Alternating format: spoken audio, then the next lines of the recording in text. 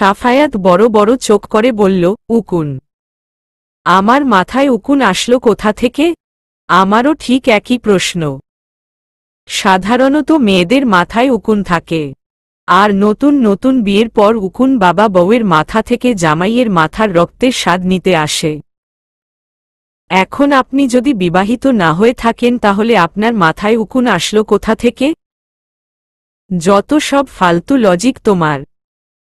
শুধু যে বউয়ের মাথা পুরুষের মাথায় উকুন আসে এই কথা ভিত্তিহীন। উকুনের হচ্ছে মহিলাদের মতো পাড়া বেড়ানোর স্বভাব। আমার বাসায় আম্মি, বোন, কাজের খালা রয়েছে। হতে ও পারে তাদের কারো মাথা থেকে আমার মাথায় উকুন এসেছে। কথাটা অবশ্য মন্দ বলেননি স্যার। আপনি এক কাজ করুন, দোকান থেকে উকুননাশক তেল বা শ্যাম্পু কিনে নিয়ে যান আপনার মা বোনের জন্য। দেখবেন উকুনের বংশ একেবারে নির্বংশ হয়ে যাবে।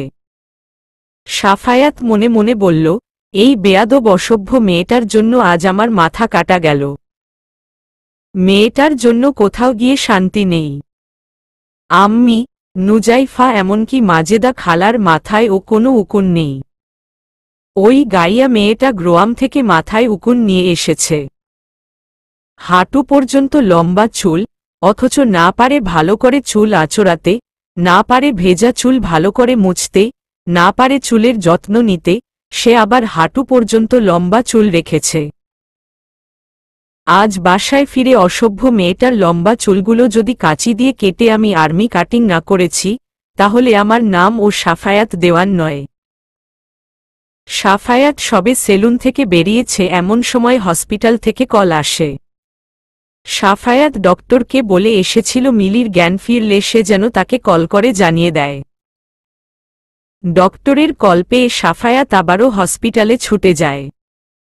হসপিটালে সাদা বেডের উপর মিলির নিথর দেহ পড়ে রয়েছে। তার চোখ থেকে অঝরে পানি পড়ছে। সাফায়াত এগিয়ে গিয়ে একটা টুলের উপর বসল। যা দেখে মিলি উঠে বসার চেষ্টা করল। একজন নার্স এসে মিলিকে উঠে বসতে সাহায্য করল। মিলি বালিশে হেলান দিয়ে বসে বলল, আমি জানি পুলিশ, আপনি এইখানে কেন এসেছেন?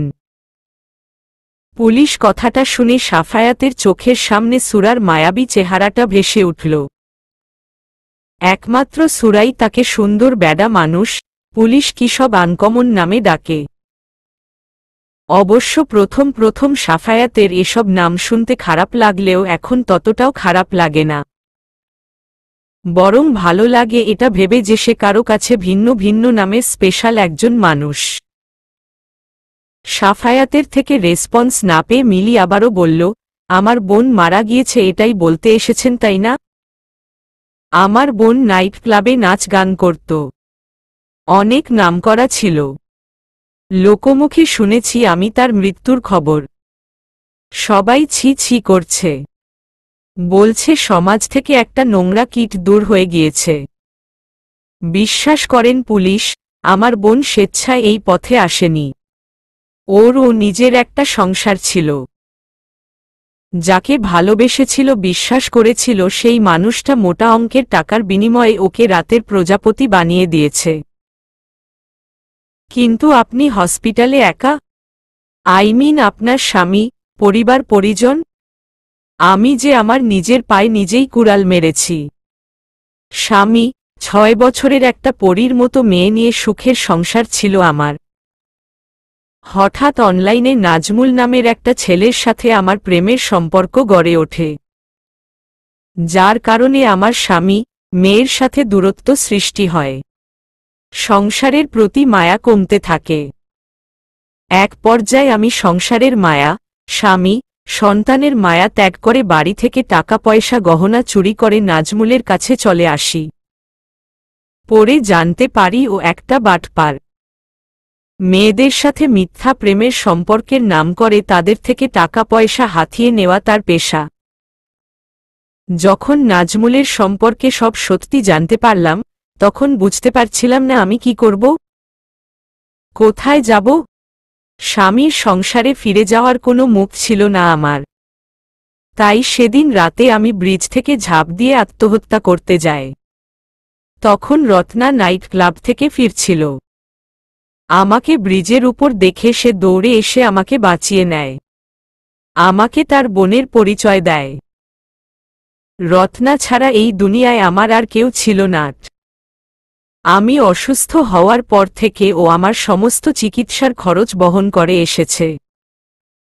কিন্তু এখন তো আর আমার কেউ থাকল না। আমাকে এবার বিনা চিকিৎসায় পচে মরতে হবে। আসলে আল্লাহ ছাড় দেন কিন্তু ছেড়ে দেন না। এটা আমার পাপের শাস্তি। আমার মতো নিকৃষ্ট স্ত্রী, মাকে কুকুরের ছিঁড়ে ছিঁড়ে খাওয়া উচিত। এটা আমার স্বামী সন্তান ছেড়ে আসার শাস্তি। তখন নিজের সুখের কথা চিন্তা করে আমি আমার পরীটাকে ছেড়ে চলে এসেছিল। যখন তার মায়ের আদর ভালোবাসা পাওয়ার কথা ছিল তখন আমি তাকে একা ছেড়ে এসেছি। না জানি আমার পরীটা এখন কোথায় আছে, কেমন আছে। পরীটার কথা খুব মনে পড়ে আমার, কিন্তু তাদের কাছে ফিরে যাওয়ার কোনো মুখ নেই আমার। আপনি শান্ত হন প্লিজ। আপনি বিনা চিকিৎসায় মারা যাবেন না। আপনার চিকিৎসার খরচ আমি বহন করব। আপনাকে ভালো হসপিটালে ভর্তি করাব। আপনি আমার সাথে আমার বাড়িতে থাকবেন, আমার পরিবারের সাথে থাকবেন। আমি যে পাপী, সারা শরীরে আমার পাপের গন্ধ। একটা পাপীকে তোমাদের বাড়িতে আশ্রয় দিবে বাবা? মানুষ মাত্রই ভুল করে, আমাদের উচিত তাদেরকে সুযোগ দেওয়া। আপনি আপনার ভুল বুঝতে পেরেছেন, আপনার মধ্যে অনুশোচনা সৃষ্টি হয়েছে, এটাই অনেক। আমি উক্টরের সাথে কথা বলে আপনাকে ভালো হসপিটালে ভর্তি করার ব্যবস্থা করব। চেষ্টা করব আপনাকে সুন্দর একটা জীবন উপহার দেওয়ার। এখন আপনি বিশ্রাম করুন, আসছি আমি। রাতে সাফায়াত বাসায় ফিরে দেখে তার রুমে কোথাও সূরা নেই। তৎক্ষণাৎ তার সকালের ঘটনা মনে পড়ে যায়। সাফায়াত বুঝতে পারে সূরা ভয় তার রুমে আসেনি। কেমন যেন ফাঁকা ফাঁকা লাগে সাফায়াতের। সে ফ্রেশ হয়ে নিচে গিয়ে দেখে নাজমা দেওয়ানের আর নুজাইফা কিচেনে রান্না করছে। সাফায়াত এগিয়ে গিয়ে নাজমা দেওয়ানকে পেছনে থেকে জড়িয়ে ধরে বলল, কি রান্না করছেন আম্মি? সাফায়াতের এহেন কাজে নাজমা দেওয়ান বিরক্ত হয়ে সাফায়াতকে ছাড়িয়ে নিয়ে বলল, তোর স্বভাব কখনো পরিবর্তন হবে না সাফি। যে বয়সে বুকে জড়িয়ে ধরবি, সেই বয়সে এসে এখনো আম্মিকে বিরক্ত করিস। আমি অন্য মায়েদের মতো না যে বিয়ের পর ও ছেলেকে আমার আঁচলে বেঁধে রাখব।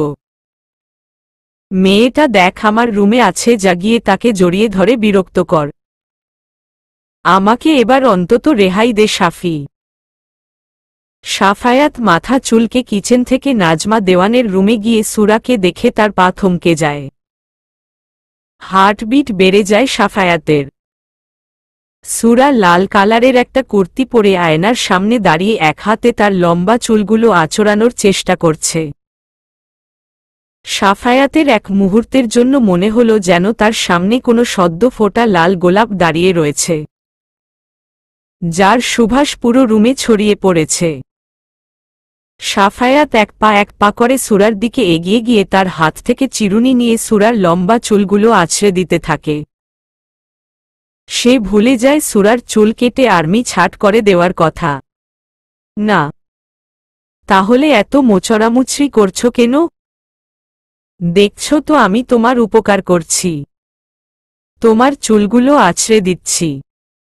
আমার সুরসুরি লাগছে সুন্দর বেডা মানুষ।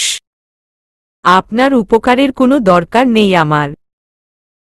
আমি আমার নিজের চুল নিজে আছড়ে নিতে পারব। সকালের ঘটনা মনে আছে তো তোমার? তুমি যদি ঠিকভাবে আমাকে আমার কাজ করতে না দাও, তাহলে কিন্তু আমি তোমাকে চুমু খাব। আর সেটা কাঁধে বা গলায় নয়, সোজা তোমার ঠোঁটে। সূরা তৎক্ষণাৎ সাফায়াতের থেকে নিজেকে ছাড়িয়ে নিয়ে বলল, হায় আল্লাহ, তাহলে আমি কি পোয়াতি হয়ে যাব? সূরার এমন বোকা কথা শুনে কাশি উঠে যায় সাফায়াতের। সে নিজেকে সামলে নিয়ে বলল, চুমু খেলে কেউ প্রেগন্যান্ট হয়ে যায় না গাধা। আপনি বলবেন আর আমি বিশ্বাস করব? মোটেও না। আমি তো সিনেমায় দেখেছি নায়ক জসিম আর নায়িকা শাবানা রাতে চুমু খেত আর সকালেই শাবানা গলগল করে বমি করে ভাসিয়ে দিয়ে মাথা ঘুরে ঠাস করে নিচে পড়ে থাকত। তারপর ডাক্তার এসে বলতো, আপনি মা হতে চলেছেন। সাফায়াত সুরার লম্বা চুলগুলো হাতে পেঁচিয়ে ধরে বলল, দেখো মেয়ে, এমনিতেই আমার মাথা গরম হয়ে আছে। তুমি এসব ফালতু কথা বলে আমার মাথা আরো গরম করে দিও না। তোমার জন্য নাপিতের সামনে মাথা কাটা গেছে আমার। এখন যদি আর একটা বাজে কথা বলো আমি তোমার লম্বা চুলগুলো কেটে আর্মি ছাঁট করে দিব। আমার চুল কাটবেন না দয়া করে। আমি আপনার সব কথা শুনব। এই তো গুড গার্ল। অতঃপর সাফায়াত সুরাকে একটা চেয়ারের উপর বসিয়ে একটা প্যাকেট খুলে উকুন্নাশক তেল বের করে একটা ছোট বাটিতে ঢেলে নিয়ে সুরার চুলে তেল দিয়ে সুন্দর করে ম্যাসাজ করে দিল। ব্যাপারটা বেশ ভালো লাগলো সুরার। আবেশে তার চোখ বন্ধ হয়ে এলো। তার বাবার সাথে কাটানো দিনগুলো মনে পড়ে গেল। তার বাবাও ঠিক এইভাবে সুরার মাথায় তেল দিয়ে ম্যাসাজ করে দিত। পুরনো কথা মনে পড়তেই সুরার চোখ থেকে 2 ফোঁটা পানি গড়িয়ে পড়ল। সে সাফায়াতের আড়ালে চোখের পানি মুছে ফিসফিস করে বলল, আপনি এত ভালো কেন পুলিশ? কথাটা কর্ণপাত হল না সাফায়াতের। সেই সুরার চুলে তেল দিয়ে চুল আঁচড়ে দেওয়ার সময় তার চুলে উকুন ভেসে উঠল। সাফায়াত সুরার মাথা থেকে উকুন তুলে সুরার হাতে দেওয়ার সময় শফিকুল দেওয়ান রুমে প্রবেশ করে। তিনি এই দৃশ্য দেখে বলল, ছি সাফি, এটা তোর মতো একজন পুলিশ অফিসারের কাম্য নয়। তুই এই গাইয়া মেয়ের মাথা থেকে উকুন বেছে দিচ্ছিস। তুই যে আমার ছেলে ভাবতেই আমার লজ্জা লাগছে। মেরুদণ্ডহীন পুরুষ মানুষ তুই। এমনিতেই আমি টেনশনে আছি তোর বিয়ের ব্যাপারটা নিয়ে। লোকজন না জেনে যায় এই ব্যাপারে। কিন্তু তোর তো দেখছি কোনো মাথা ব্যথা নেই। তুই গাইয়া মেয়েটার সাথে এক ঘরে এক বিছানায় থাকছিস, তার সেবা যত্ন করছিস, এখন তো আবার তার মাথার উকুন ও বেছে দিচ্ছিস। বাহ, এই তুই একজন পুলিশ অফিসার? আপনি বারবার পুলিশ অফিসার তুলে প্রশ্ন কেন করছেন বাবা? পুলিশ অফিসার আমি বাসার বাইরে, কিন্তু বাসায় আমি একজন সাধারণ মানুষ। আর মানুষ হয়ে অন্য একজন মানুষের সেবা করাও একটা ডিউটির মধ্যে পড়ে। তুই আমাকে জ্ঞান দিচ্ছিস সাফি? এই গাইয়া মেয়ের জন্য তুই আমার মুখে মুখে তর্ক করছিস? তুই আর তোর মধ্যে নেই সাফি। আমার কি মনে হয় জানিস? মেয়েটা তোকে কালো জাদু করেছে। আমি আপনাকে আগেও বলেছি বাবা, আর এখনো বলছি, মেয়েটা আমার দায়িত্ব। আমি শুধু আমার দায়িত্ব পালন করছি। আপনার মতো আমিও তাকে আমার স্ত্রী হিসেবে মেনে নেইনি, আর না নিতে পারব। দেখ সাফি, তোর বয়সটা আমিও পার করে এসেছি। কোনটা দায়িত্ব, কোনটা ভালোবাসা সেটা তোর থেকে আমার শিখতে হবে না সাফি? শফিকুল দেওয়ানের চিৎকার চেঁচামেচি শুনে নাজমা দেওয়ান কিচেন থেকে হাত মুছতে মুছতে উপরে এসে বলল, কি হয়েছে? চিৎকার চেঁচামেচি করছো কেন? মনে হচ্ছে বাসায় যেন ডাকাত পড়েছে। চিৎকার চেঁচামেচির আওয়াজ যতক্ষণ শুনতে পেয়েছ, ততক্ষণ নিশ্চয় এটাও শুনতে পেয়েছ কেন চিৎকার চেঁচামেচি করছি? হ্যাঁ, শুনতে পেয়েছি দেখেই এসেছি। সাফি ভুল তো কিছু করেনি। সাফি আর যাই হোক তোমার মতো অমানুষ নয়। তুমি কোনোদিন আমাকে বুঝেছ বলো? না কোনোদিন আমার কোনো কাজে হেল্প করছো। কোনোদিন তো এক গ্লাস পানি ঢেলেও খাওনি। এমনকি আমার প্রেগন্যান্সির সময়টাতে তোমাকে আমার পাশে পাইনি। অথচ এই সময়টাতে সব মেয়েরা চায় তাদের স্বামী তার পাশে থাকুক, তাকে সময় দিক, তাকে বুঝুক। কিন্তু তুমি মনে করো মেয়েদের কাজে সাহায্য করলে পুরুষের জাত চলে যায়, তারা মেরুদণ্ডহীন হয়ে যায়। অথচ স্ত্রীর কাজে সাহায্য করা, তাদের সাথে খুনসুটিতে মেতে থাকা, হাসি ঠাট্টা করা সুন্নত। অবশ্য তুমি তো নামাজ কালামি পড়ো না। তোমাকে আর হাদিসের কথা বলে কি লাভ? মরার তো কোনো ভয় নেই তোমার। থাকলে কি আর একটা পবিত্র সম্পর্ক ভাঙ্গার জন্য সবসময় নিজের ছেলেকে ফোর্স করতে পারতে? তুমি কিন্তু অনেক বেশি কথা বলছো নাজমা। তোমাকে বেশি কথা আমি কখনো কোনোদিনও বলিনি। এই বাড়ি, ধন দৌলত সব আমার নিজের হওয়ার পরেও আমি কিন্তু কখনো নিজের বলে দাবি করিনি। যদি বেশিই বলতাম তাহলে তোমার মতো অমানুষের সংসার করতাম না। কিন্তু আমি সেসব কিছুই করিনি। কারণ কি জানো? আমার কাছে টাকা পয়সার থেকে সম্পর্কের মূল্য অনেক বেশি। কিন্তু তোমার কাছে সম্পর্কের কোনো মূল্য নেই। নাজমা দেওয়ানের কথার পিঠে শফিকুল দেওয়ান কোনো কথা না বলে চুপচাপ তার রুমে চলে গেল। তার যাওয়ার পানে তাকিয়ে নাজমা দেওয়ান ও কিছু না বলে চোখের পানি মুছে রুম থেকে বেরিয়ে গেলেন। সেই রাতে আর কারো খাওয়া হলো না। অবশ্য নাজমা দেওয়ান ডাইনিং টেবিলে সবার খাবার গুছিয়ে রেখে এসেছিলেন, কিন্তু কেউই খেতে আসেনি। সাফায়াত নিচে ডিনারের জন্য গিয়ে দেখে যেরকম খাবার সেরকমই রয়েছে, যা দেখে সে নিজেও রুমে চলে এলো। সব কিছুতে কেন জানি তার বিরক্ত লাগছে। সাফায়াত বিছানায় গা এলিয়ে দিয়ে বিরক্তিতে এপাশ ওপাশ করতে লাগল। সে বুঝে উঠতে পারছে না বিরক্তির কারণ। সে নিজের চুল টেনে ধরে বলল, তার মানে আমার সব বিরক্তির কারণ কি ওই গাইয়া মেয়েটা? উফ, এই বেয়াদব অসভ্য মেয়েটা আমাকে জ্বালিয়ে মারছে। কিছুতেই আমাকে শান্তি দিচ্ছে না। এতদিন আমার সাথে থেকে আমাকে জ্বালিয়ে মেরেছে, আর আজ আমার দূরে থেকেও আমাকে জ্বালিয়ে মারছে। ধ্যাত, আমি কেন ভাবছি ওই বেয়াদব অসভ্য মেয়েটার কথা? আমি তো নিজেই চেয়েছি ও আমার থেকে দূরে থাকুক।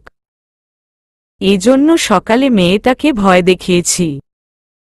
মেয়েটা আমার সাথে নেই, আমার তো খুশি হবার কথা। আমার শান্তি করে ঘুমোনোর কথা। অথচ আমি না পারছি মেয়েটার কথা ভুলতে, আর না পারছি শান্তি করে ঘুমোতে। মনটা বড্ড অশান্ত লাগছে আমার। তাহলে কি বাবার কথায় সত্যি হয়ে গেল? আমার মন কি ওই বেয়াদব অসভ্য মেয়েটার হয়ে গেল? সাফায়াত বিছানায় গা এলিয়ে দিয়ে বিরক্তিতে এপাশ ওপাশ করতে লাগল। সে বুঝে উঠতে পারছে না বিরক্তির কারণ।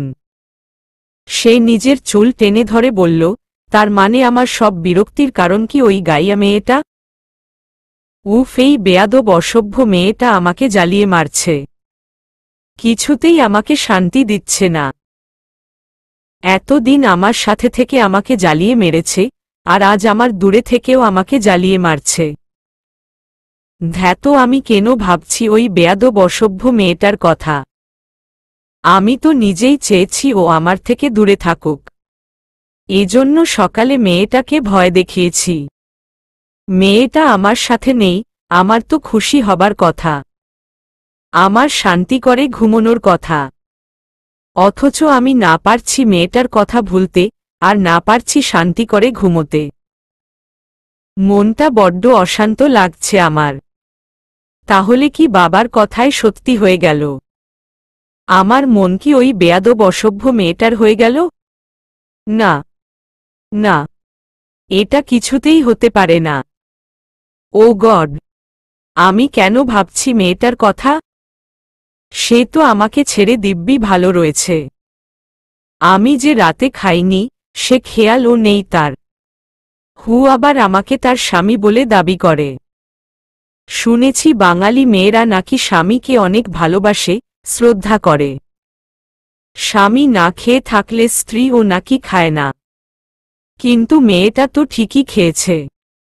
আরে, আমি না হয় তাকে স্ত্রী হিসেবে মানি না, কিন্তু সে তো আমাকে স্বামী হিসেবে মনে প্রাণে মেনে নিয়েছে, তাই না? সে কিভাবে পারল আমাকে ছেড়ে নিজে খেয়ে নিতে? ধ্যাত, আমি আবারও ভাবছি মেয়েটার কথা। আমি আর একবার ও মেয়েটার কথা ভাবব না বলে সাফায়াত বিছানার এপাশ ওপাশ করতে লাগল।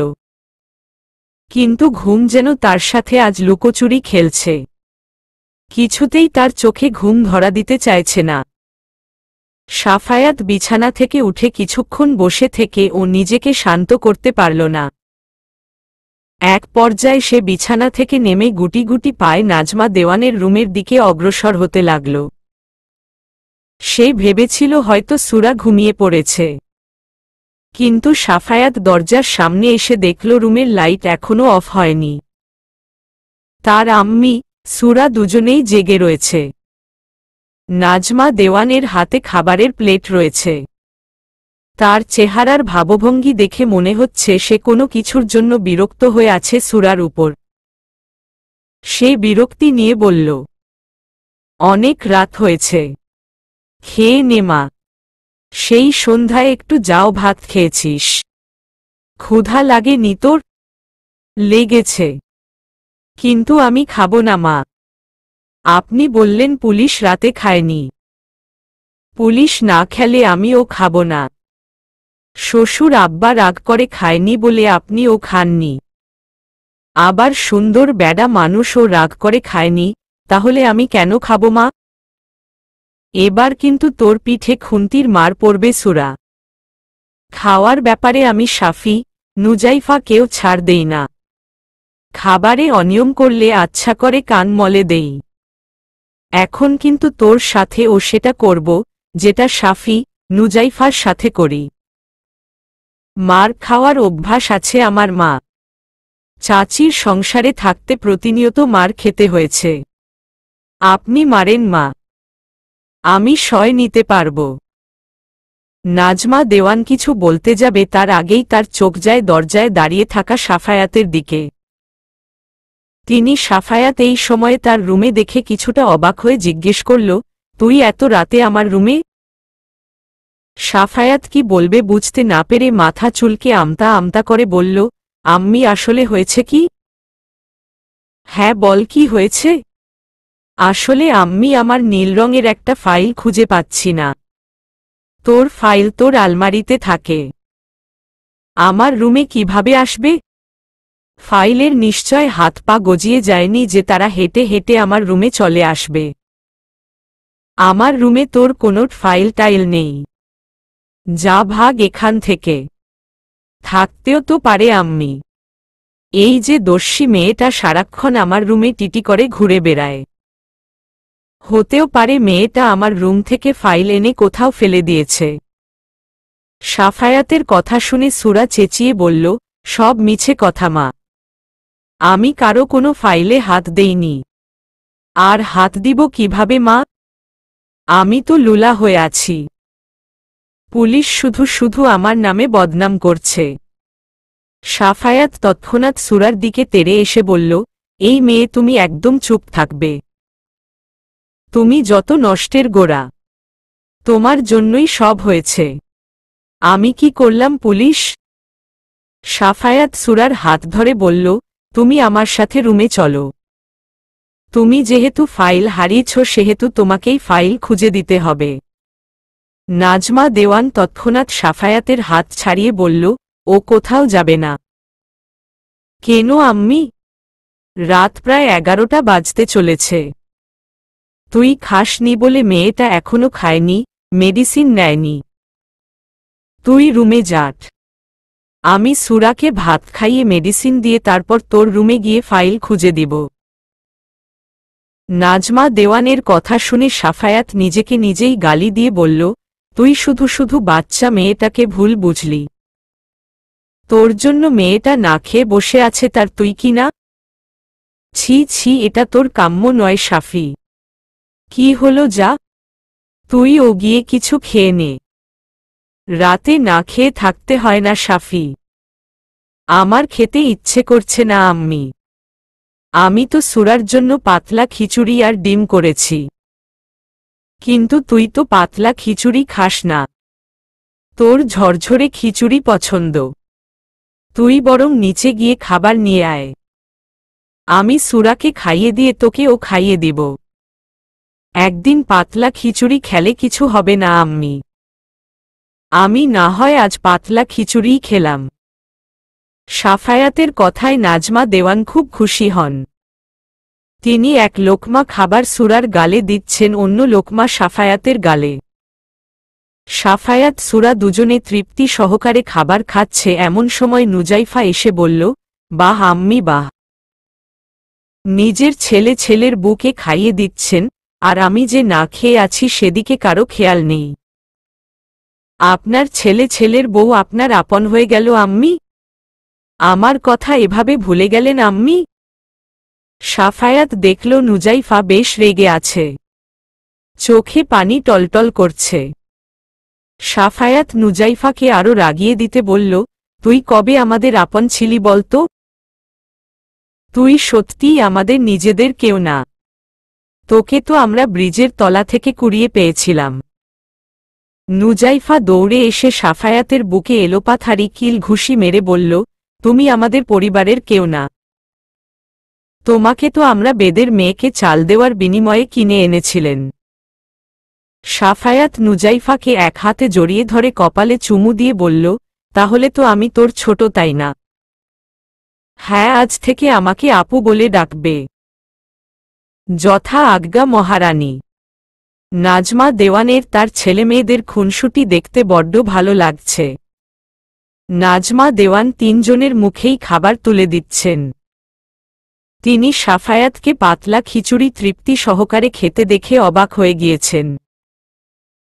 যে ছেলেটা পাতলা খিচুড়ি দেখলে নাক ছিটকায়, সে আজ পাতলা খিচুড়ি তৃপ্তি সহকারে খাচ্ছে, ব্যাপারটা বেশ ভালো লাগে নাজমা দেওয়ানের।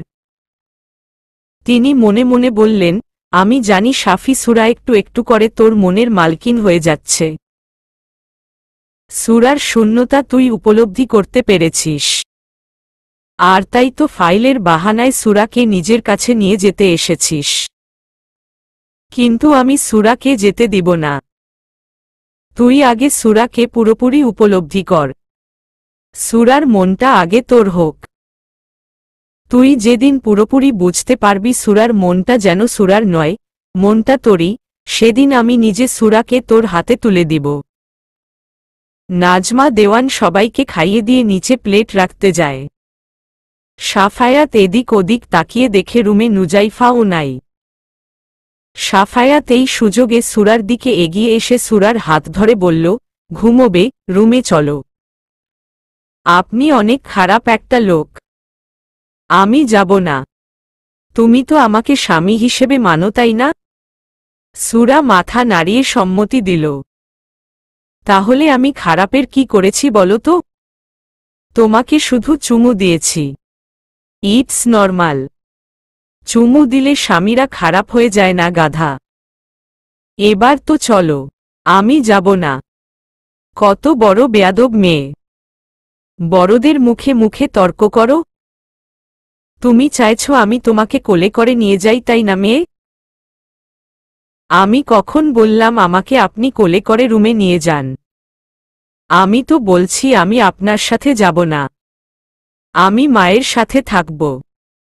ওকে চলো তাহলে বলে সাফায়াত সুরাকে কোলে তোলার আগেই নুজাইফা বলল, ভাইয়া ভাবিমনি কখন বলল সে তোমার কোলে উঠতে চায়? তুই এখনো যাসনি? আমি তো বেকনিতে ছিলাম। তুমি নাকি ভাবি মনিকে তোমার স্ত্রী হিসেবে মানো না। শুধু আমি কেন, পৃথিবীর কোনো পুরুষই এই বেয়াদব অসভ্য মেয়েকে নিজের স্ত্রী হিসেবে মানতে পারবে না। ও তাই নাকি? যাকে স্ত্রী হিসেবে মানো না, তাকে তোমার রুমে নেওয়ার জন্য এত পায়তারা করছো কেন? আমার দায়িত্ব পালন করছি। তাছাড়া তুই খুব ভালো করে জানিস আম্মি নিজেই অসুস্থ।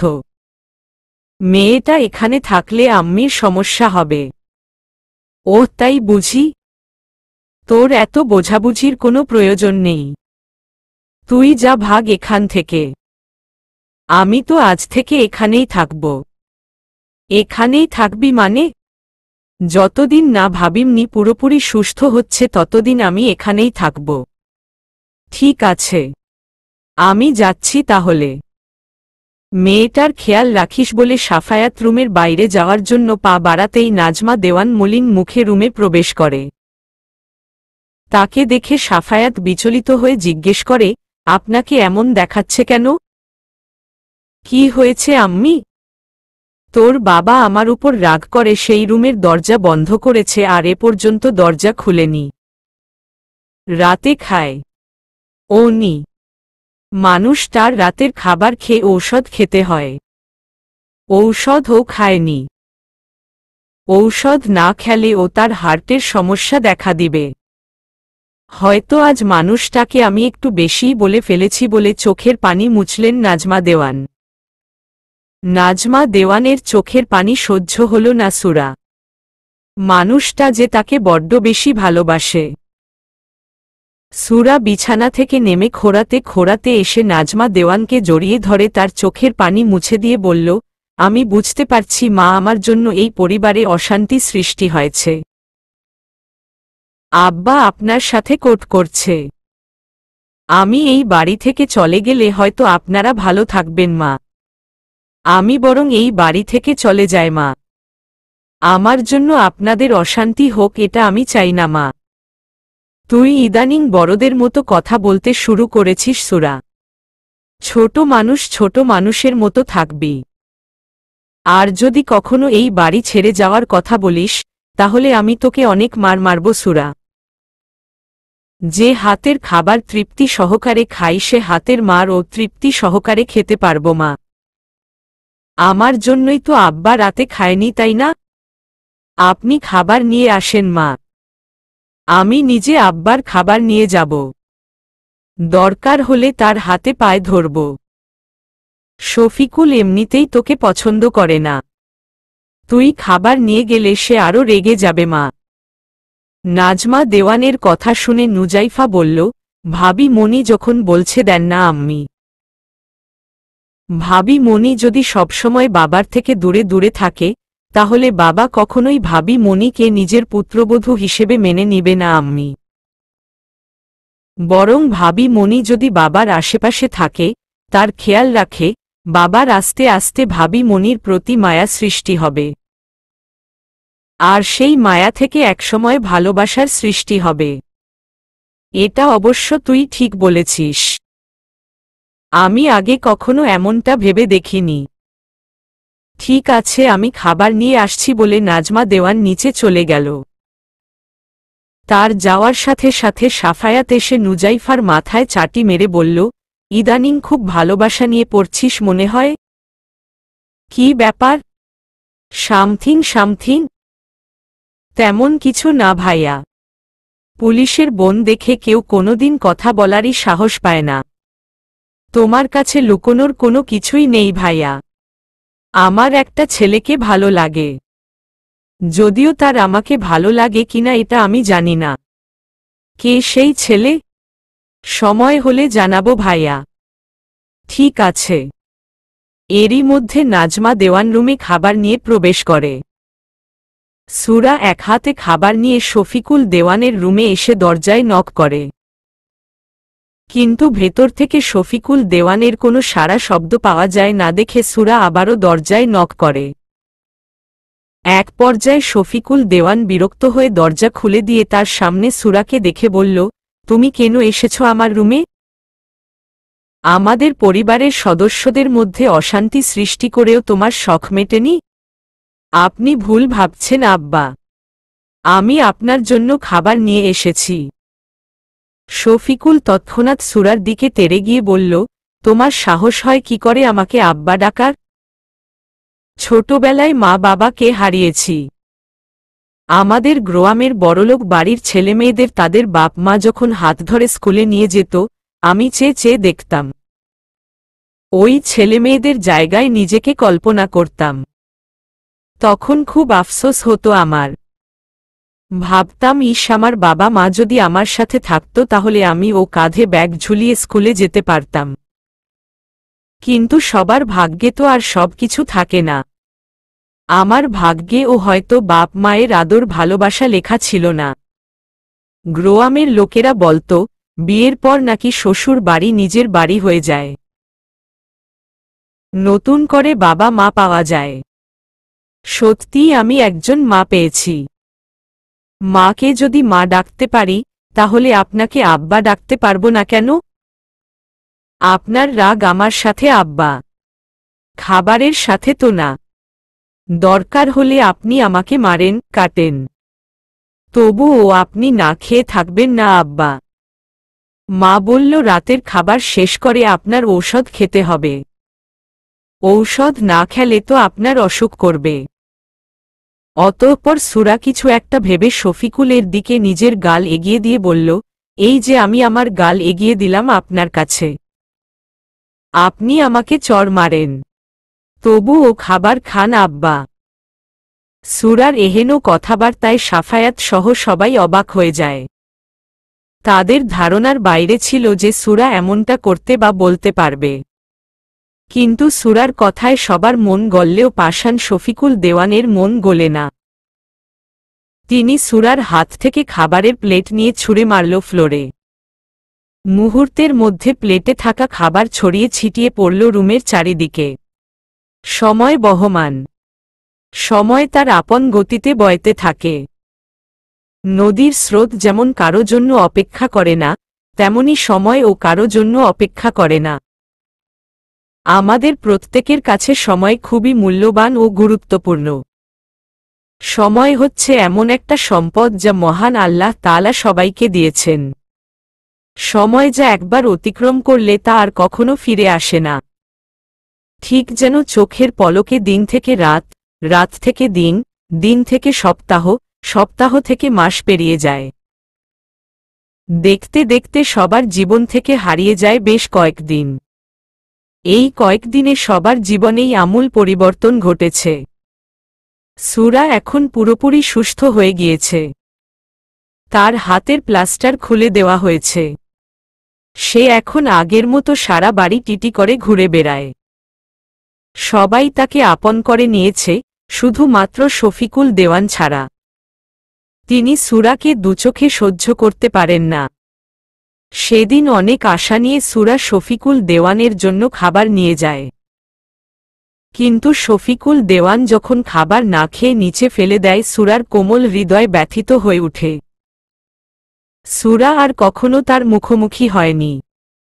যথাসম্ভব তাকে এড়িয়ে চলার চেষ্টা করেছে। অবশ্য সাফায়াতের সাথে ও আগের থেকে ভালো সম্পর্ক গড়ে উঠেছে। সাফায়াত রোজ থানা থেকে ফিরে সুরাকে খাইয়ে দেওয়া, চুলে তেল দেওয়া, চুল আছড়ে বেনি করে দেওয়া সবটা করেছে। যেটা চোখ এড়িয়ে যায়নি নাজমা দেওয়ানের। নাজমা দেওয়ান এতদিন সুরাকে সাফায়াতের রুমে যেতে দেয়নি। অবশ্য সাফায়াত ও জোর করেনি, কিন্তু সে নিজে ঠিকই ছটফট করেছে। তার বিধ্বস্ত চেহারা দেখে নাজমা দেওয়ান স্পষ্ট বুঝতে পেরেছে তার ছেলে বুকে ছাড়া ভালো নেই। তিনি ঠিক করেছেন আজ থেকে সুরাকে সাফায়াতের রুমে শিফট করবে। অনেক হয়েছে পরীক্ষা।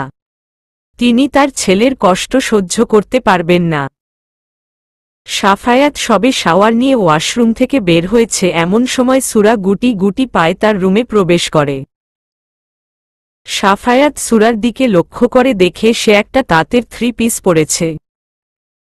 লম্বা ভেজা চুলগুলো ছেড়ে দিয়েছে, যা থেকে টুপটাপ করে পানি পড়ে ফ্লোর ভিজে গিয়েছে।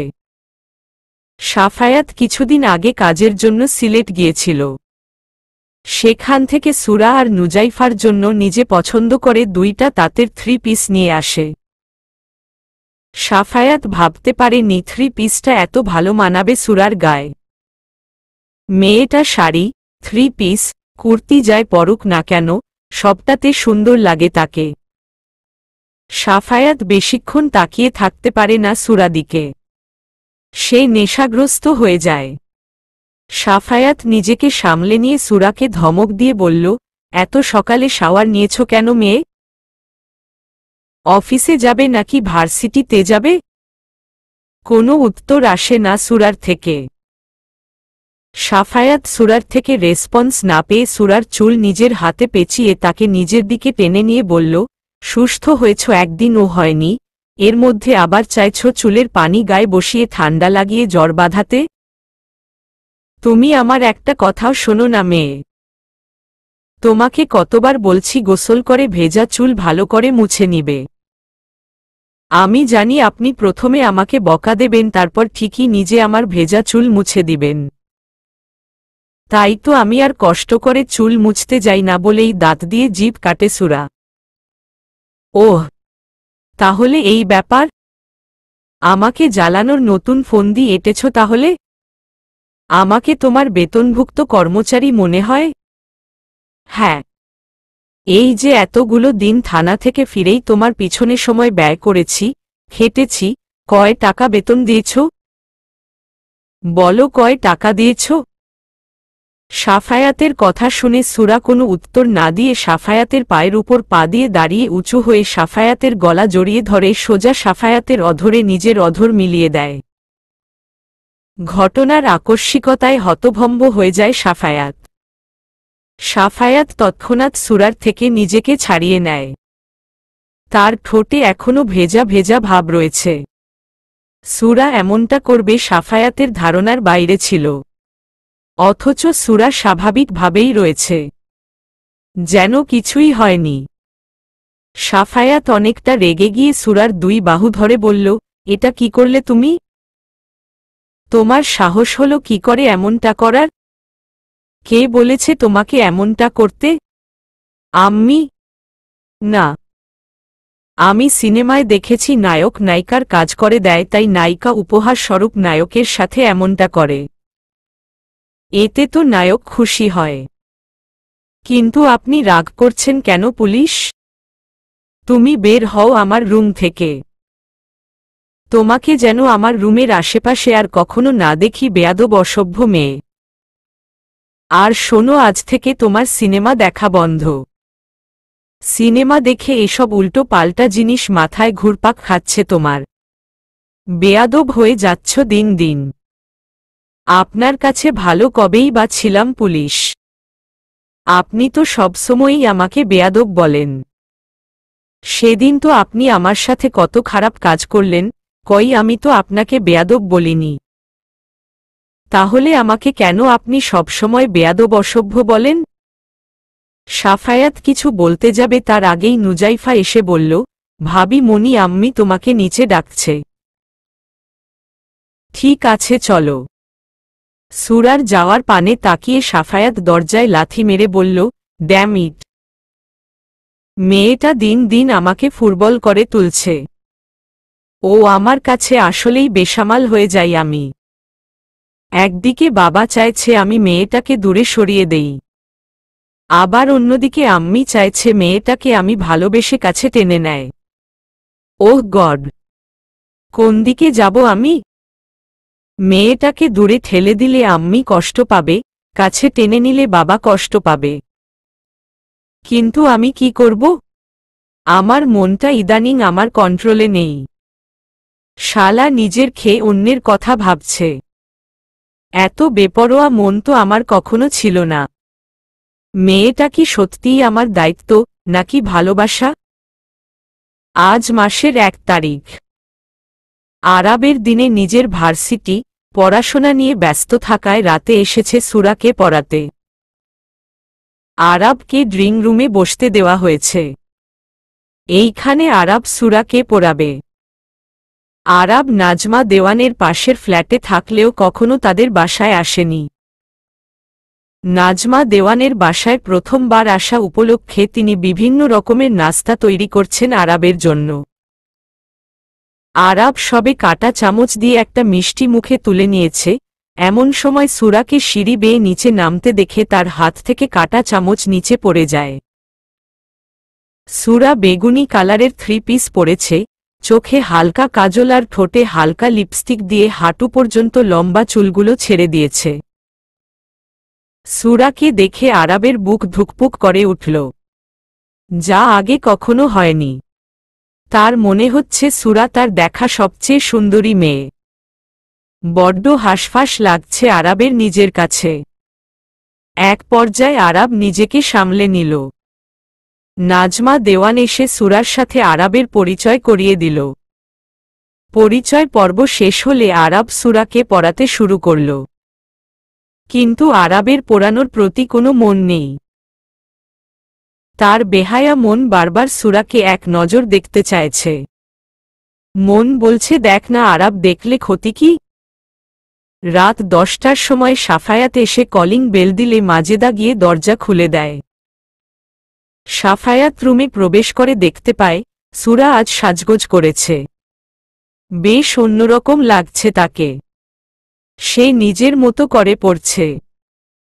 তাদের থেকে একটু দূরে নুজাইফা বসে এক ধ্যানে আরাবের দিকে তাকিয়ে রয়েছে। আর আরাব এক রাস মুগ্ধতা নিয়ে তাকিয়ে রয়েছে সূরার দিকে, যা দেখে হাত মুষ্টিবদ্ধ হয়ে আসে সাফায়াতের। সাফায়াত আরাবের দিকে এগিয়ে আসে। তাকে দেখে আরাব সালাম দিয়ে হ্যান্ডশেক করে জিজ্ঞেস করে, কেমন আছেন ভাইয়া? আরাব ছেলেটাকে পার্সোনালি ভালোই লাগে সাফায়াতের। ছেলেটা দেখতে যেমন মাশাআল্লাহ তেমনি অনেক ব্রিলিয়ান্ট, আবার ব্যবহারও খুব মিষ্টি। ভার্সিটিতে পড়াশোনা করে, অথচ এ পর্যন্ত ছেলেটার নামে কোনো প্রকার বাজে কথা শোনা যায়নি। তার না আছে কোনো বাজে সঙ্গ, আর না আছে কোনো বাজে নেশা। পড়াশোনার বাইরে ছেলেটা আর কিছুই চিনে না। সব মিলিয়ে অসাধারণ একটা ছেলে। কিন্তু সেই অসাধারণ বাচ্চা একটা ছেলেকে যেন আজ সাফায়াতের সহ্য হচ্ছে না। হিংসা হচ্ছে তার প্রতি। এক প্রকার বিরক্তি নিয়ে বলল, এই তো আলহামদুলিল্লাহ ভালো আছি। তুমি কেমন আছো? আমিও আলহামদুলিল্লাহ ভালো আছি ভাইয়া। পড়াশোনা কেমন চলছে তোমার? শুনেছি তুমি নাকি পড়াশোনা ছাড়া কিছুই বোঝো না। তা গার্লফ্রেন্ড আছে নাকি? আরাব লজ্জা পেয়ে বলল, কি যে বলেন ভাইয়া, লজ্জা পাওয়ার কি আছে? বর্তমান ডিজিটাল যুগ, থাকতেই পারে। সাফায়াত মনে মনে চাইছে আরাব বলুক আমার গার্লফ্রেন্ড আছে। কিন্তু তার ধারণা পাল্টে দিয়ে আরাব বলল, পড়াশোনার সুবাদে অনেক মেয়েদের সাথে পরিচয় হয়েছে। অনেক সুন্দরী সুন্দরী মেয়ে প্রপোজ করছে। এমনকি তারা একান্তে ঘনিষ্ঠ মুহূর্ত কাটানোর আহ্বান করেছে। কিন্তু আমার কাছে তাদেরকে বেহায়া ছাড়া আর কিছুই মনে হয়নি। আমি চেয়েছি একজন লজ্জাবতী নারী। লজ্জাবতী গাছের পাতায় যেমন সামান্য স্পর্শ পেলে ও নিজেকে গুটিয়ে নেয়, আমিও চেয়েছি আমার জীবনে এমন এক লজ্জাবতী আসুক, যে অন্য মেয়েদের মতো মডার্ন হয়ে শরীর দেখিয়ে ঘুরে বেড়াবে না, অন্য পুরুষের সাথে যার চলাফেরা থাকবে না, যার শরীরে শুধুমাত্র আমার স্পর্শ থাকবে, যে আমার সামান্য স্পর্শ পেলে লজ্জায় লাল হয়ে যাবে, আর আমি সেই লাজে রাঙা মুখের দিকে মুগ্ধ হয়ে তাকিয়ে থাকব। এখনো পাওনি বুঝি তোমার লজ্জাবতীকে? আরাব সূরার দিকে তাকিয়ে বলল, পাইনি, তবে খুব শীঘ্রই পেয়ে যাব। সাফায়াত ব্যাপারটা লক্ষ্য করল। সে প্রসঙ্গ এড়িয়ে যেতে বলল, এবার তো তোমার ফাইনাল ইয়ার, তাই না? পরীক্ষা কবে? হ্যাঁ ভাইয়া, পরীক্ষার কথা শিওর বলতে পারছি না। নির্বাচনের আগেও হতে পারে, আবার পরেও হতে পারে।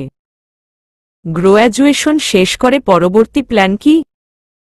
বিসিএস দেওয়ার ইচ্ছা আছে ভাইয়া। মন দিয়ে পড়াশোনা করো। All the best. অতঃপর সাফায়াত সূরার দিকে তাকিয়ে বলল, আমার রুমে আসো তো। আমি তো পড়ছি পুলিশ। আজকের মতো আর পড়া লাগবে না। একদিন পরে বিসিএস ক্যাডার হয়ে যাবে নাকি? আরাব লক্ষ্য সাফায়াত কেমন রেগে রেগে কথা বলছে। এক পর্যায়ে আরাব বলল, সূরা, ভাইয়া কি বলে শুনে এসো। সমস্যা নেই, আমি অপেক্ষা করছি। আরাবের কথা শুনে সাফায়াত বলল, তোমার কিছুদিন পর ফাইনাল পরীক্ষা। তুমি বরং আজ চলে যাও, আমি বাকিটা ওকে দেখিয়ে দিব। না না ভাইয়া, এটা আমার ডিউটি। আমি আন্টিকে কথা দিয়েছি, সূরাকে আমার সবটুকু দিয়ে শেখাব। তুমি যাও সূরা, আমি অপেক্ষা করছি। সাফায়াত কিছু বলতে যাবে তার আগেই নুজাইফা খাতা নিয়ে এসে বলল, আরাব ভাইয়া, সুরা যতক্ষণ পর্যন্ত না আসে আপনি বরং আমাকে এই ম্যাথটা বুঝিয়ে দিন। ঠিক আছে, বসো। সাফায়াত রুমে এসে দরজায় লাথি মেরে বলল, এসব কি হচ্ছে আমার সাথে? মেয়েটাকে তো আমি আমার স্ত্রী হিসেবে মানি না, তবুও কেন মেয়েটার প্রতি আরাবের দুর্বলতা আমার হৃদয় ব্যথার সৃষ্টি করছে? কেন আমার ইচ্ছেগুলো অবাধ্য হয়ে উঠছে? কেন দিন দিন আমি লাগামহীন ঘোড়ার মতো বেসামাল হয়ে উঠছি? আমি কি দিন দিন ছোট হয়ে যাচ্ছি? একটা বাচ্চা ছেলের সাথে আজ কেমন অমানুষের মতো আচরণ করলাম আমি, তবুও রাগ কমছে না। মনে হচ্ছে ছেলেটাকে 2-4 ঘা দিতে পারলে শান্তি লাগত। এসব কিছু হয়েছে ওই বেয়াদব অসভ্য মেয়েটার জন্য। মেয়েটা আমাকে দুদণ্ড শান্তিতে থাকতে দিচ্ছে না। সাফায়াত এসির মধ্যে ও ঘেমে একাকার হয়ে গেছে।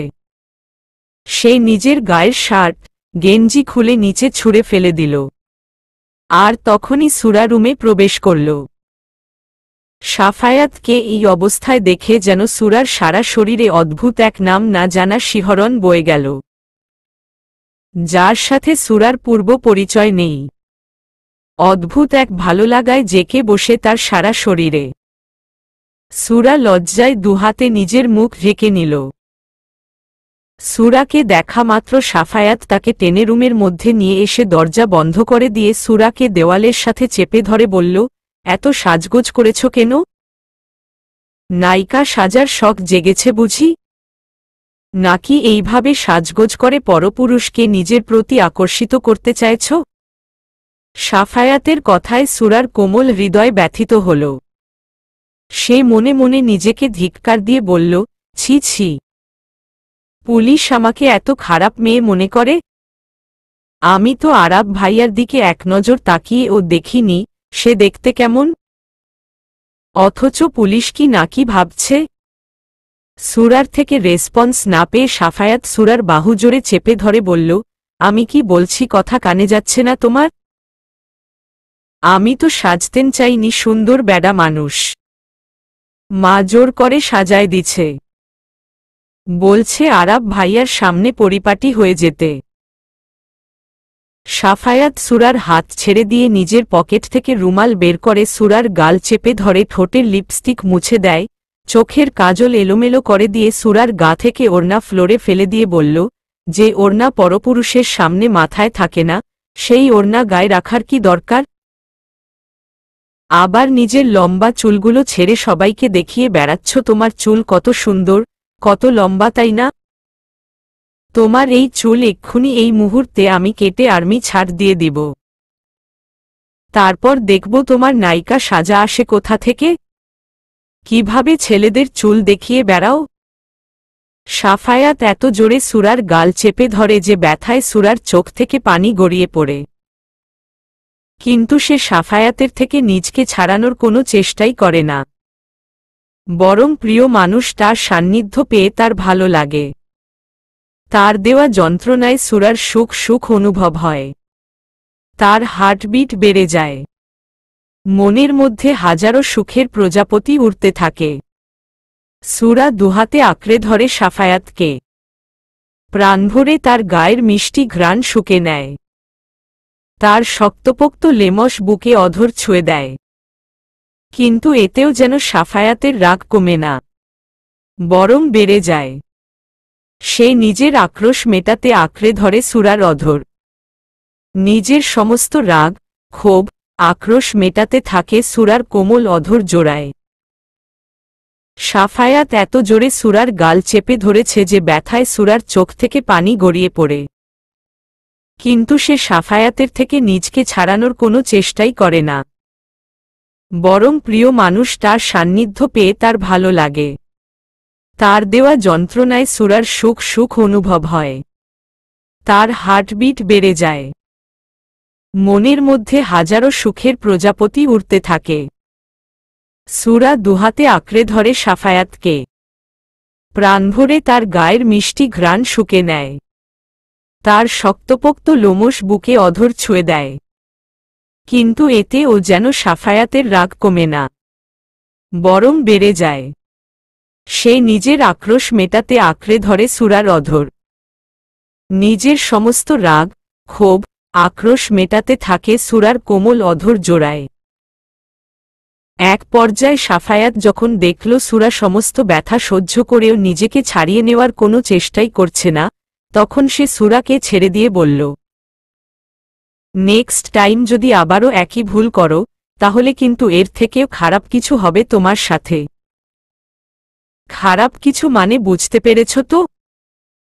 শুধু আরাব কেন, কোনো পুরুষ মানুষের সামনেই তুমি সাজগোজ করে চুল ছেড়ে যাবে না। অনেক চেষ্টা করে নিজের রাগ কন্ট্রোল করতে পেরেছি, যার কারণে তোমার লম্বা চুলগুলো এখনো কাটেনি। কিন্তু নেক্সট টাইম তোমাকে সেই সুযোগ আর দেওয়া হবে না। বুঝতে পেরেছ? সুরার চোখের পলক পড়ল না। নিষ্পলক চোখে তার সামনে থাকা রাগান্বিত মানুষটার মুখশ্রীর দিকে চেয়ে থাকল। সাফায়াত লক্ষ্য করল সুরার ঠোঁট অনেকটা কেটে গিয়ে ব্লিডিং হচ্ছে, যা দেখে সাফায়াতের বুক ধুক করে উঠল। নিজের কাছেই নিজেকে বড্ড অচেনা লাগছে সাফায়াতের। সে কিভাবে পারল বাচ্চা একটা মেয়ের সাথে এমন অমানুষের মতো আচরণ করতে? সাফায়াত আর কিছু ভাবতে পারে না। তার বুকে চিনচিনে ব্যথা অনুভব হয়। সে বুঝতে পারে এই গাইয়া মেয়েটা একটু একটু করে তার মন হরণ করে নিয়েছে, তার মনের মালকিন হয়ে উঠেছে। সে না চাইতেও এই গাইয়া বেয়াদব অসভ্য মেয়েটার প্রেমে পড়ে গেছে। মেয়েটা অন্য কারো হবে বা অন্য কেউ তার প্রশংসা করবে, এটা সহ্য করতে পারেনি সাফায়াত। সাফায়াত এক পা করে এগিয়ে যায় সুরার দিকে। কোনো কিছু না ভেবে আবারও সুরার অধরে নিজের অধর মিলিয়ে দেয়। পরম যত্নে শুষে নিতে থাকে সুরার অধরে লেগে থাকা রক্ত। বেশ কয়েক মিনিট পরে সাফায়াত সুরাকে ছেড়ে দেয়। ইউটিউব দেখে চুল খোপা করা শিখে সুরার চুল সুন্দর করে খোপা করে দিয়ে ফ্লোর থেকে সুরার ওড়না তুলে মাথায় ঘোমটা দিয়ে বলল, এখন থেকে এভাবেই আরাবের সামনে যাবে। আর আরাব যদি কখনো তোমার ব্যাপারে জিজ্ঞেস করে, তুমি সোজা তাকে বলে দিবে তুমি আমার বিয়ে করাবু। ওকে? সুরা মাথা নাড়িয়ে সম্মতি দিল। আরাব কি আমার থেকে ও সুন্দর? জানি না, আমি তো তার দিকে সেইভাবে তাকায় দেখিনি। পুলিশ এই তো গুড গার্ল। সুরা কিছু না বলে রুমের বাইরে আসার আগেই সাফায়াত সুরার হাত ধরে বলল, গাধা, আমি মাথায় ঘোমটা দিয়ে যেতে বলেছি, তার মানে এটা নয় যে তুমি এইভাবে তার সামনে চলে যাবে। সাফায়াত সুরাকে আয়নার সামনে নিয়ে এসে বলল, আয়নায় একবার তাকিয়ে দেখো নিজেকে কেমন পেতমির মতো লাগছে। আমি নিজেই আমার বউ দেখে ভয় পাচ্ছি। না জানি আরাবের কি অবস্থা হবে। ওয়াশরুমে গিয়ে ফ্রেশ হয়ে তারপর পড়তে যাও। আর হ্যাঁ, পড়া শেষ হলে সোজা আমার রুমে চলে আসবে। আরাব যেগুলো পড়াবে সেগুলো আবার আমি তোমাকে দেখিয়ে দিব। তাহলে দেখবে পড়া সহজ লাগবে তোমার কাছে। সবটা তাড়াতাড়ি নিজের আয়ত্তে নিয়ে আসতে পারবে। ঠিক আছে পুলিশ। সুরা ওয়াশরুম থেকে বেরিয়ে দেখে সাফায়াত রুমে নেই। সুরা মাথায় ঘোমটা টেনে রুম থেকে বের হওয়ার সাথে সাথে শফিকুল দেওয়ানের সাথে দেখা হয়। শফিকুল দেওয়ান রাগান্বিত হয়ে তাকিয়ে থাকে সুরার দিকে, যেন তার চোখ দিয়ে আগুন বের হচ্ছে। এহেন পরিস্থিতিতে সুরা একটু ভয় পেয়ে যায়। সে কি করবে বুঝতে না পেরে শফিকুল দেওয়ানের পাশ কাটিয়ে চলে যাওয়ার জন্য পা বাড়ানোর আগেই শফিকুল দেওয়ান বলল, দাঁড়াও মেয়ে। ব্যাস সুরার পা থরথর করে কাঁপতে থাকে। সে এই মানুষটাকে অনেক ভয় পায়। তার ভয় আরও বাড়িয়ে দিতে শফিকুল দেওয়ান এসে বলল, তুমি শাফির রুমে কি করছিলে? তোমাকে না বলেছি তুমি শাফির আশেপাশে থাকবে না। তোমার জন্য আমার আর নাজমার সম্পর্ক খারাপ হয়েছে। এখন তুমি আবার চাইছো আমার বিজনেসও খারাপ হোক। আমার ফ্রেন্ডের মেয়ে তরি এই বাড়ির বউ হয়ে এলে আমি কোটিপতি হয়ে যাব। তখন আর নাজমার মুখে দিনরাত খোটা শুনতে হবে না। তোমাকে আবারও বলছি তুমি শাফির থেকে দূরে দূরে থাকবে। মেয়েরা হচ্ছে আস্ত ছলনাময়ী। তুমি ছলনা করে একবার যদি আমার ছেলেটাকে নিজের বশে নিয়ে যাও, তাহলে আমার এতদিনের সব পরিশ্রম ব্যর্থ হয়ে যাবে। আমার ছেলে হারাবে রাজকন্যা, আর আমি হারাবো রাজত্ব। তোমাকে যেন আর কখনো সাফির আশেপাশে না দেখি। তাহলে কিন্তু কাকা বলে ডাকার জন্য সেলিমকে এই ধরনীতে পাবে না তুমি। আর আমার কথা শুনে চললে অনেক অনেক টাকা পাবে তুমি। তবে এই ব্যাপারে কেউ যেন কিছু জানতে না পারে। কথাটা মাথায় রেখো। সুরা ভাবতেও পারেনি শফিকুল দেওয়ান এতটা নোংরা মনের। সে চোখের পানি মুছে বলল, আমি গরিব হতে পারি, কিন্তু লোভী না আব্বা। আপনি যা বলবেন আমি তাই শুনব আব্বা। তবুও আপনি আমার কাকার কোনো ক্ষতি করবেন না দয়া করে। বাবার পরে সেলিম কাকা আমাকে বাবার আদর স্নেহ ভালোবাসা দিয়ে বড় করেছে। আমি এক বাবা হারাইছি, অন্যজনকে আমি হারাতে পারবো না আব্বা। এই তো লাইনে আসছো মেয়ে। যখন সোজা আঙ্গুলে ঘি না উঠে তখন ঠিক এভাবেই আঙ্গুল বাঁকা করতে হয়। আর কয়েক মাস পরে তোমাদের বিয়ের 6 মাস পূর্ণ হবে। তুমি শাফিকে ডিভোর্স দিয়ে এই বাড়ি থেকে চিরদিনের জন্য চলে যাবে।